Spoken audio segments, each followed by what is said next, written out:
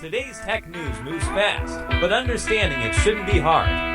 That's why Snarful Solutions Group brings you Connecting the Dots, where we break down what's happening in tech and why it matters to you. Now, let's dive in with your hosts. Good morning, everybody. Welcome back to another edition of Connecting the Dots. I'm Alex. And I'm Morgan. And we are coming to you live from the very rainy headquarters of Snarful Solutions Group right here in Sacramento.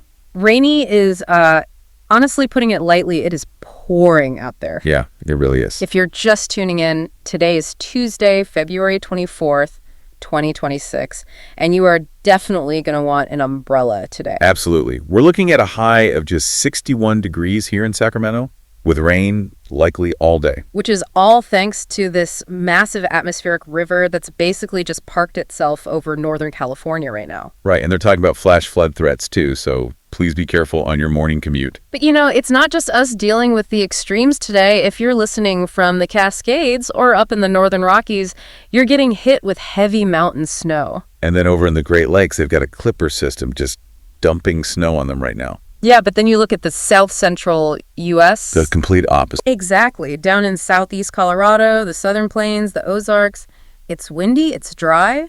High fire weather concerns down there. Yeah, so just a real mix of extremes across the national map today. For sure. Well, let's pivot to something a little more stable, hopefully. It's time for the Money Minute. What are the markets doing this morning? Well, looking at yesterday's close, the Dow Jones had a decent day. It closed at 49,132.76. Nice. Yeah, that's up 0.62%. The S&P 500 also ticked up just a bit, about 0.14%, to close at 6,847.12. Okay, so traditional markets are holding steady. What about crypto? Because my feed was buzzing a bit this morning. Yeah, a little more turbulence there. Bitcoin is taking a bit of a hit. Unsurprising. Right. It's down 2.15%, hovering roughly around $63,240. Okay, so if you're holding, you might be feeling a little pinch today. Just a little one. But usually when we see a dip like that without some major regulatory news, it's just standard volatility. Still something to keep an eye on, though. Definitely. And hey, if looking at that crypto chart has you feeling a little sluggish or stressed this morning, we actually have the perfect fix to get you back on track. We absolutely do. This show is brought to you by Strong Coffee. Listen, we all need energy to get through the morning routine, but I personally cannot stand the jitters you get from regular coffee. Nobody likes the jitters. No, that is why I love Strong Coffee. It is premium instant coffee, and I know instant usually sounds like a compromise, but this genuinely tastes like a traditional brew. It really does, and it's packed with 15 grams of protein, MCTs, and adaptogens like ashwagandha to give you clean, sustained energy without the jitters. Promo code SNARFL gets you 20% off your entire purchase at strongcoffeecompany.com. All right, the coffee is brewed, the mics are hot. Let's connect the dots on today's top 3 stories. Let's do it. We are opening up the Morning Star, which is our internal Snarful Tech article report. And the first story today is huge for anyone who has ever hummed a melody and thought, I could be a pop star. Or, honestly, anyone who's tried to start a band and realized that getting 4 adults in the same room is physically impossible. Right. Scheduling is the real enemy of art. Truly. So the headline here is that Google has officially acquired ProducerAI, and they are folding it directly into Google Labs. Which is a big move. It is. But we've seen 1 million of these AI music generators over the last year. What makes this specific one worth buying? So that's the crucial question. According to the Google Labs team, the big differentiator is that ProducerAI isn't just a slot machine. A slot machine? Yeah, like most generative AI up to this point has been what they call prompt and pray. Oh, right. You type in sad acoustic song about a lost dog, you pull the lever, and whatever it spits out is what you get. Exactly. And if the guitar sounds great, but the lyrics are weird, you're out of luck. You just have to roll the dice again. Right. But ProducerAI is built entirely around collaboration. You are actually chatting with an AI agent that's powered by Gemini. So it's more like having a co-producer sitting in the studio with you. Yeah. You start with an idea, and then you just talk to it. You can workshop the lyrics together. You can say, hey, take this track, but isolate the drums and make them punchier. Oh, wow. So it has stems. Exactly. You can swap out a single instrument or rewrite just the bridge, and the AI iterates with you back and forth. That is massive. Because the granular control has always been the missing piece for professionals. Totally. And the tech stack behind this is wild. It's powered by a preview of Google's Lyria 3 model, but they've also integrated Nano Banana. Nano Banana. I love the startup name. I know, it's so good. But Nano Banana is for generating the album art, and then they've also tied in VO for generating music videos. So wait, you can write the song, produce the beat, make the album cover, and shoot a music video all in one interface. All on your phone. It's basically an entire record label in your pocket. That's insane. And they've got some serious industry backing too, right? Because I saw a quote from Alex Paul from the Chainsmokers. Yeah, he's totally on board. He said the tool is crafted around the musician's experience, which is high praise from someone who actually writes massive hits. Right, and it's rolling out fast. It's already live at over 250 countries. They're doing free credits to start, and then subscriptions range from $8 for a starter tier up to $64 a month for the heavy users. So I guess this means we can finally launch that band we've been joking about. The snarful sounds. The snarful sounds. I mean, our biggest issue has always been that neither of us can play an instrument to save our lives. Speak for yourself. I was elite at the recorder in 3rd grade. Oh, my apologies. I forgot I was sitting next to a prodigy. Thank you.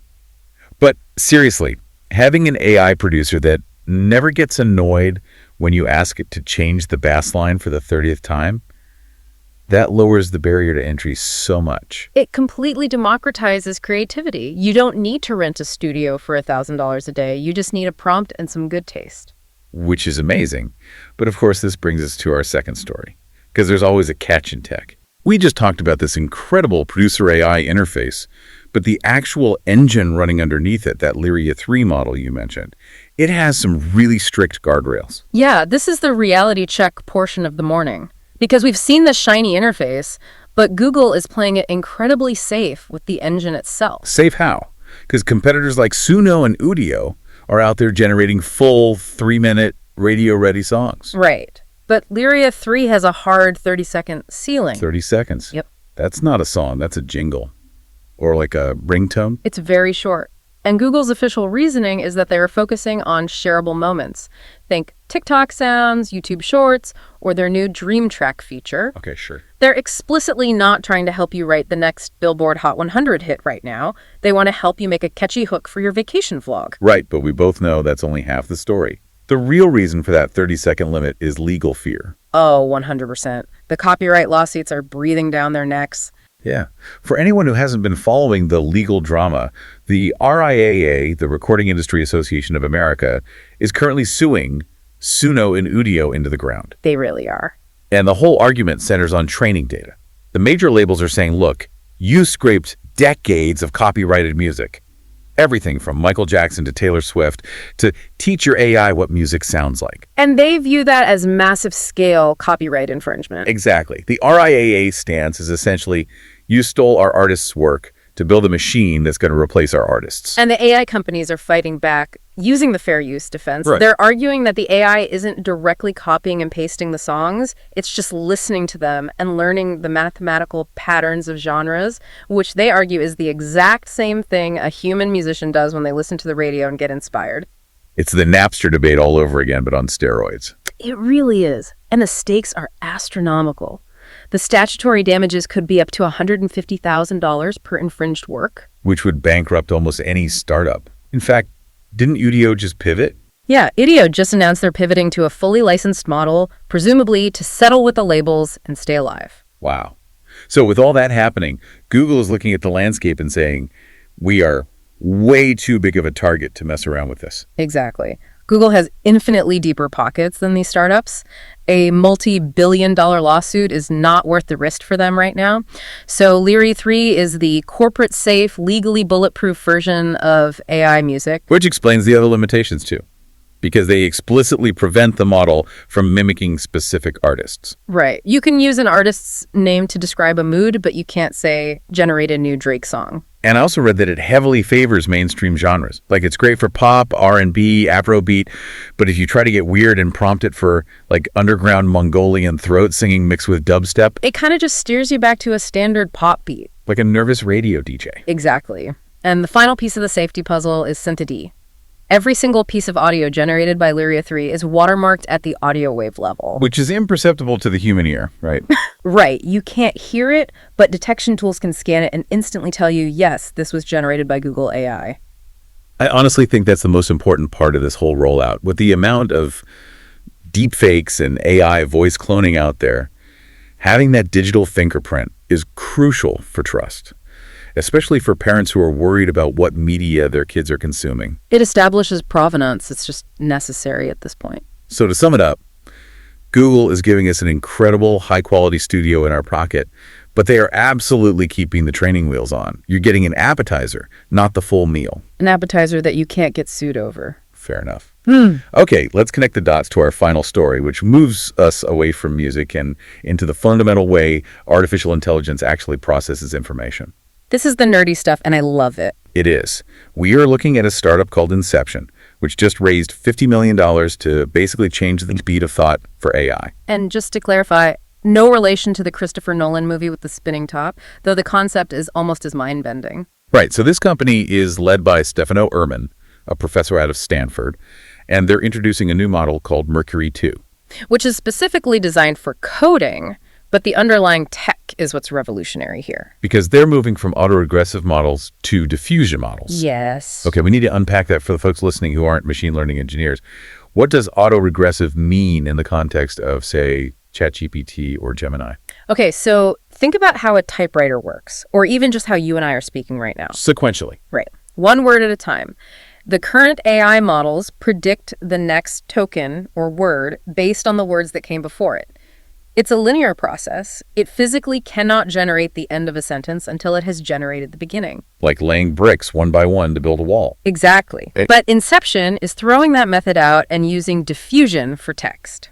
Now, I know diffusion from image generators, like Midjourney or Delay, where it starts a static noise and then slowly sharpens into an image of, cat riding a skateboard. But how do you apply that to words? Because pixels can blend together. Words can't really be blurry. And that has been the holy grail of engineering for the last 2 years. Pictures are continuous data, text is discrete data.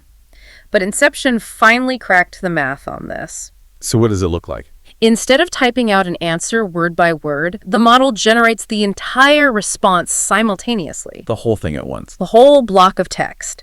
It drafts a blurry structural version of the whole answer and then refines it in parallel until every word is sharp and correct. So if the old way was laying bricks, this is like 3D printing the entire wall in one shot. Or developing a Polaroid picture, the entire scene appears at the same time and just gains resolution. Okay, that is super cool conceptually.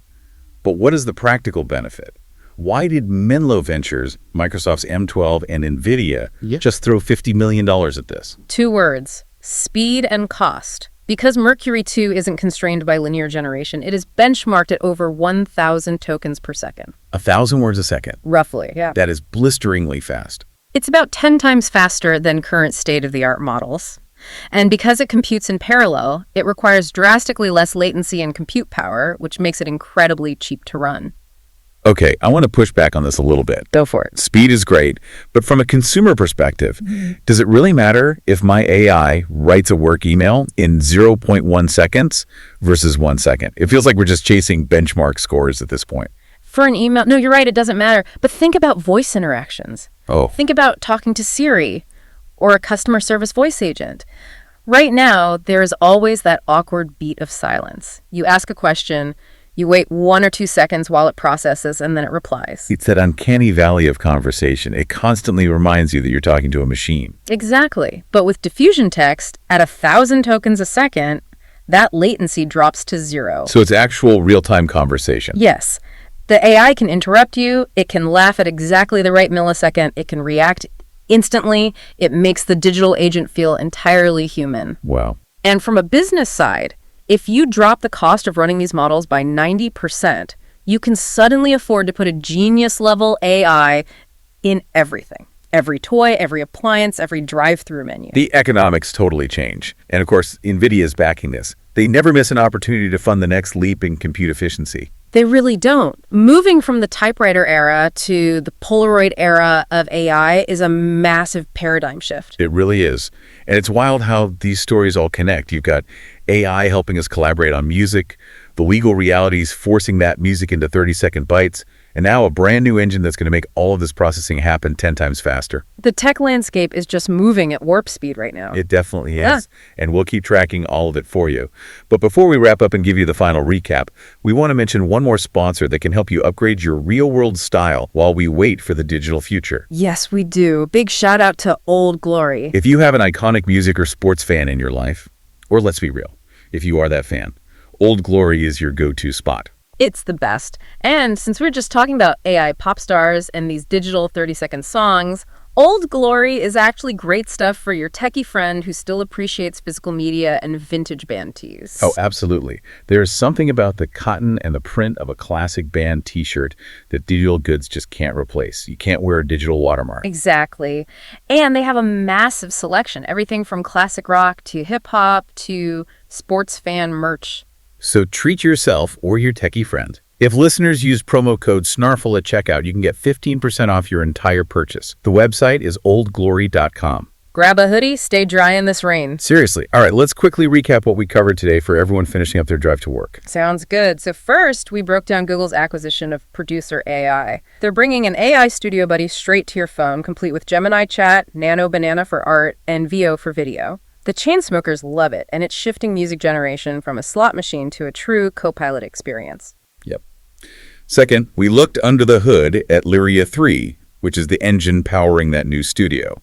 It's high quality, but it's capped at 30 seconds to focus on shareable moments and, more importantly, to avoid the massive copyright lawsuits hitting competitors like Suno and Udio. Safety first with SynthID watermarks on every track. Exactly. And finally, we talked about Inception's new Mercury 2 model.